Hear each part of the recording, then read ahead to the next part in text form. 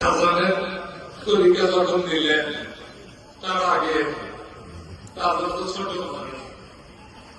তোমার বাবা নাই, উনি ওনার মাথা বেরোন গেছে, স্বপ্ন দেখলেন পশ্চিম আকাশে একটা নূর উদিত হয়েছে, উনি পবিত্র হয়েছে।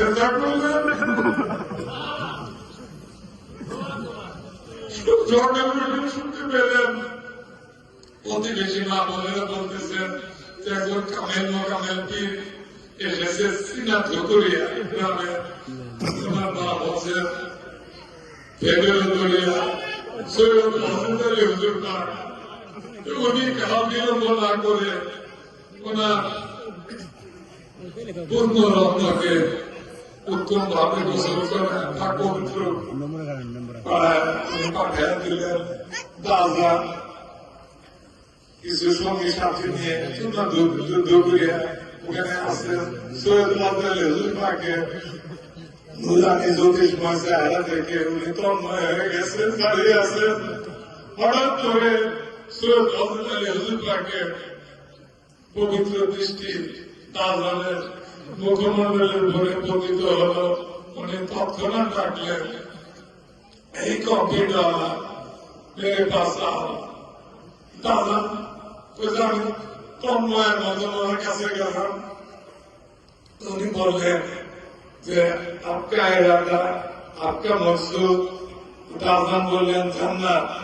हुजूर पाक बोलें वो तो औरत के लिए था, जन्नत का वो तो औरत के लिए था, औरत का मकसूद खुदा होता है।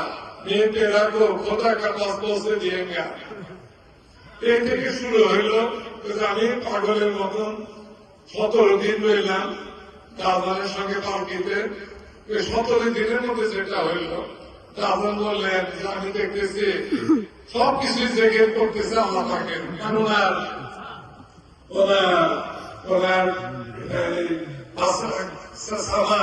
উনি সামা মাকাম পায়ে গেলেন। ইউসাবিহুলিল্লাহ মাবিস সামাওয়াতি ওয়া ফিল আরদিল মালিকুল কুদ্দুসুল আজিজুল হাকিম। কোরআন শরীফে আছে আসমান জমিনের মধ্যে যা কিছু আছে সবকিছুই তসবিহরত, তিনি পবিত্র পরাক্রমশালী মহাপ্রজ্ঞাময়। এই দাদানের এই মাকামে এসে গেল। উনি যাতায়াত শুরু করলেন। সম্ভবত আমার মনে হয় এটা ওনার সাধনা নয়, অবসরের দিকে হবে, এটা আমার অনুমানিক। তুমি গোবরা গরমের দিন, গভীর রাত, ঘুমে আচ্ছন্ন, উনি পাখা টানতেছে, ঘুমাচ্ছে। গোবরা একটু মশা তখন ব্রিটিশ আমলের যুগ, ওখানে জঙ্গল টঙ্গল ছিল, শহরতলি এলাকাটা। তো সৈয়দ আব্দুল হাজুর পাক তো ঘুমান নাই, উনি জানেন এটা একটা পরীক্ষা।